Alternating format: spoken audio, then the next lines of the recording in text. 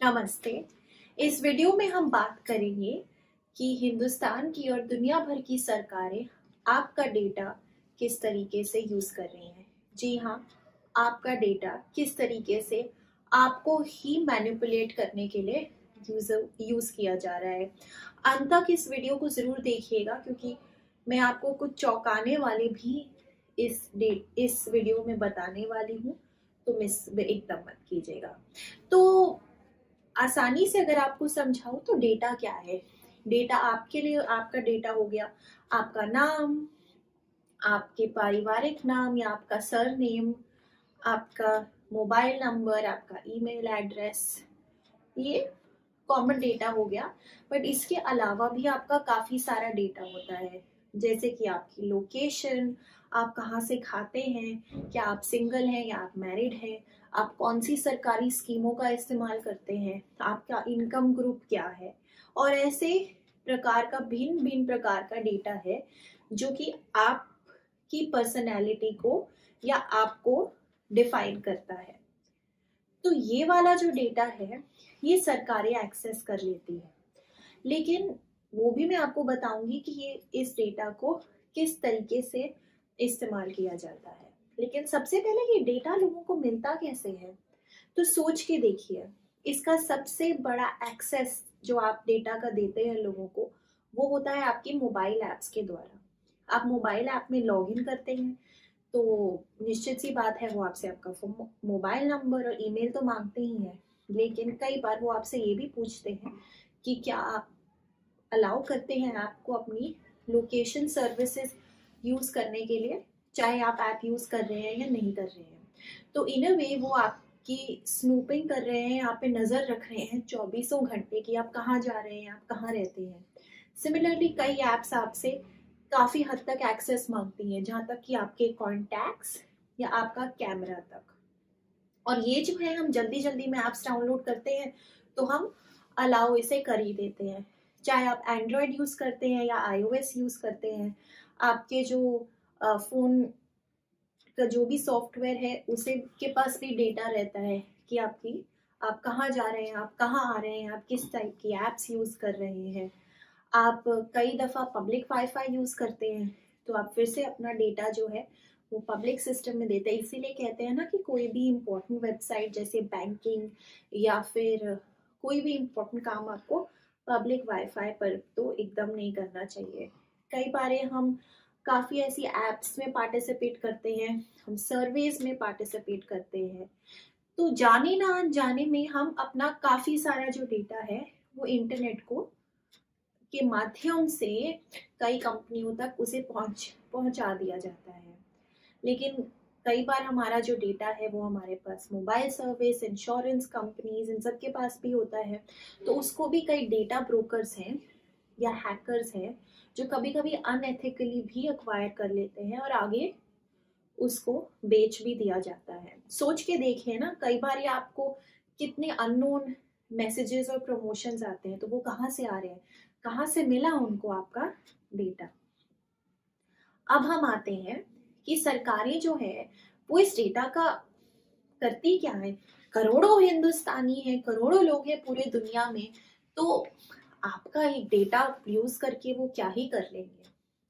तो क्या किया जाता है ना कि आपका जो डेटा है, आप पे कई सारे डेटा पॉइंट्स कलेक्ट किए जाते हैं।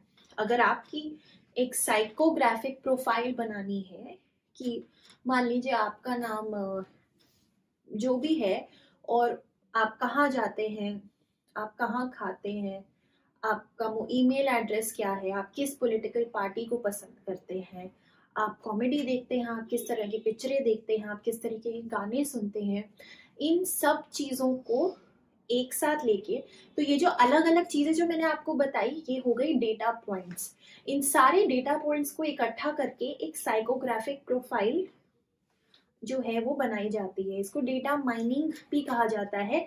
इसको जो कि बिग डेटा पे अलग अलग तरीके की एल्गोरिदम्स लगा के काफी उस डेटा को प्रोसेस करके, कई डेटा हाईली प्रोसेस्ड होता है, कई सब प्रोसेस्ड होता है, उसको इकट्ठा करके आपकी एक प्रोफाइल बनाई जाती है। उसके बाद क्या होता है, इलेक्शन कैंपेन्स में इसका इस्तेमाल किया जाता है। जी हाँ, तो देखा जाता है कि आपकी क्या पसंद है और उसी तरीके से आपको कस्टमाइज्ड मैसेजेस जो हैं वो अपने सोशल मीडिया पर दिखाई देते हैं। मान लीजिए आपको कॉमेडी पसंद है तो आपको काफ़ी कॉमिकल मीम्स दिखाई देंगी। अगर आप किसी अ, मुद्दे पे विश्वास रखते हैं, आपने किसी चीज़ को लाइक किया है तो आपको उस मुद्दे से रिलेटेड काफ़ी कुछ दिखाया जाएगा। तो आपको इस तरीके से मैनिपुलेट कर दिया जाएगा कि आप एक पॉलिटिकल पार्टी को वोट करने में विवश हो जाए या आपका खुद ही ब्रेन वॉश कर दिया जाए। इसका एक साधारण सा एग्जाम्पल मैं कॉर्पोरेट्स को लेके भी अगर आपको बताती हूँ, अगर आपको ऐसे लगता है कि अरे ऐसा कैसे हो सकता है, तो एक चीज़ होती है उसको कहते हैं रीटारगेटिंग।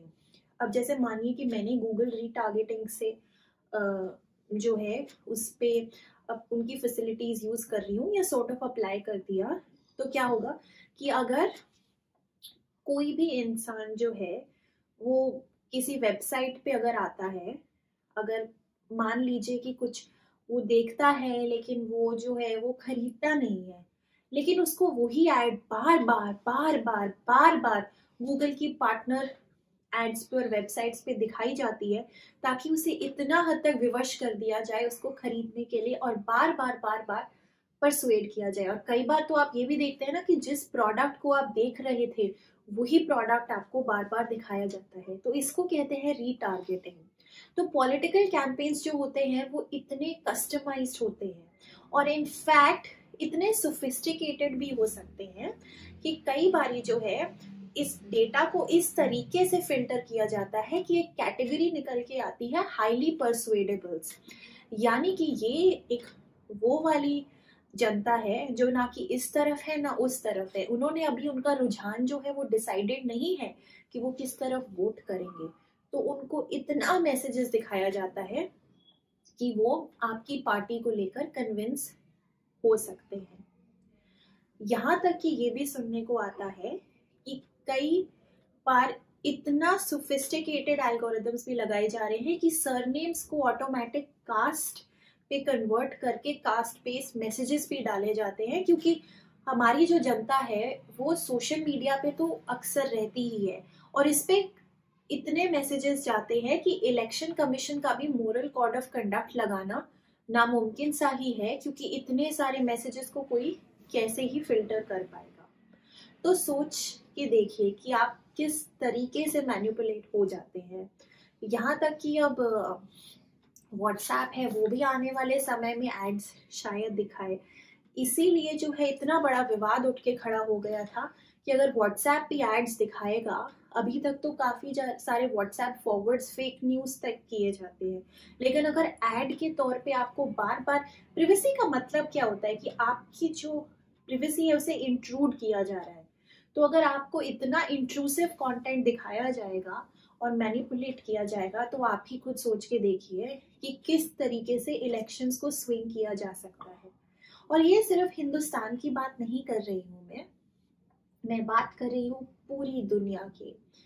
एडवर्ड स्नोडेन की कंट्रोवर्सी हुई थी 2013 में अमेरिका में, जिसमें उन्होंने नेशनल इन्वेस्टिगेटिव एजेंसी के सीक्रेट्स को बाहर निकाला था, इसीलिए उन्हें विसल ब्लोअर भी कहा गया है। उन्होंने कहा था कि किस तरीके से एनआईए जो है वो सारे के सारे यूनाइटेड स्टेट्स की पॉपुलेशन का साइकोग्राफिक प्रोफाइल कर रही है और उनका डेटा जो है वो कलेक्ट करके यूज कर रही है। अब सरकारें जो दुनिया भर की हैं वो इसको लेकर ये कहती हैं कि हम ये डेटा इसीलिए यूज करते हैं ताकि जो है हम इससे टेररिज्म और जो बाकी इलीगल एक्टिविटीज हैं उसको रोक सके, जैसे कि बॉर्डर इन्फिल्ट्रेशंस, और ये जो है सरकारी कामों में ही इस्तेमाल होता है। अगर इसको इस नज़रिए से देखिए तो शायद ये बिल्कुल सही है, लेकिन फिर कहाँ तक ये जो है एक दो-धारी तलवार बन जाता है और दूसरे तरीके से भी इसका इस्तेमाल किया जाता है, माफ कीजिएगा। इसके बाद एक और स्कैंडल है कैम्ब्रिज एनालिटिका, जो एक ब्रिटिश रजिस्टर्ड कंपनी थी जिन्होंने 50 मिलियन फेसबुक डेटा जो कि कॉम्प्रोमाइज हुआ था और वो इसको पॉलिटिकल कंसल्टिंग के तौर पे यूज कर रही थी। कहा जाता है कि कांग्रेस ने भी इनकी सर्विसेज ली है और कांग्रेस ने भी बढ़ चढ़कर बीजेपी पे ये आरोप लगाया है कि नमो ऐप जो है वो डेटा कलेक्ट करती है। हाल ही में पता चला था कि सेवा मित्रा एप्लीकेशन है टीडीपी पार्टी की, उनके पास 70 लाख आधार कार्ड का डेटा पाया गया था। तो इसके उदाहरण पूरी दुनिया में, चाहे वो यूनाइटेड किंगडम हो, चाहे वो चाइना हो, एकदम कम नहीं। हाल ही में 2015 में आधार पे भी कई सवाल उठाए गए थे, ये कहते हुए कि जो आधार कार्ड के माध्यम से या उसकी लिंकेजिंग करके काफी सारा जो डेटा पॉइंट्स है वो सरकार को मिल रहा है और हमारी प्राइवेसी जो है वो कॉम्प्रोमाइज हो रही है। और सरकार का ये कहना था कि प्राइवेसी जो है वो कॉन्स्टिट्यूशनल राइट नहीं है, लेकिन सुप्रीम कोर्ट ने इसको अपहेल्ड जरूर किया था कि प्राइवेसी एक राइट है, लेकिन उन्होंने ये भी कहा था कि Aadhaar is something that's not dangerous, और ये बिल्कुल ठीक ही है। एक और मैंने बहुत ही रोचक फैक्ट पढ़ा था जिसमें ये कहा था कि स्पॉटिफाई जो एक गाना सुनने की ऐप है, वो उसका तक डेटा ये बता सकता है कि एक देश में इकोनॉमिक कंडीशंस कैसी है। तो आप खुद ही सोच सकते हैं कि डेटा के माध्यम में दुनिया कितनी तरक्की कर रही है। डेटा जो है वो आने वाले समय में तो क्या, अभी में सबसे इम्पोर्टेंट करेंसी माना गया है। जिसके पास डेटा है उसके पास सब कुछ। मेरा काम था आपको इसके बारे में एजुकेट करना, आपको इसके बारे में बताना। अब आगे का रास्ता आपके तरफ ही है। हाँ, हम इसके बारे में जब तक कुछ बहुत ही स्ट्रॉन्ग लेजिस्लेशंस और लॉज नहीं आते, ज्यादा कुछ हो नहीं सकता है, लेकिन आप और मैं अपनी तरफ से तो कम से कम चौकन्ने हो सकते हैं कि हम क्या डेटा किसके साथ शेयर करते हैं और किस तरीके से हम यूज कर रहे हैं इंटरनेट सर्विसेज को, और बहुत ही केयरफुल तरीके से कदम उठा सकते हैं। आपका बहुत बहुत शुक्रिया मेरी वीडियो देखने के लिए। आप प्लीज इस चैनल को सब्सक्राइब कर दीजिए अगर आप चाहते हैं कि मैं ऐसी और वीडियोस बनाती रहूं, और देखते रहिए माय न्यूज़। शुक्रिया।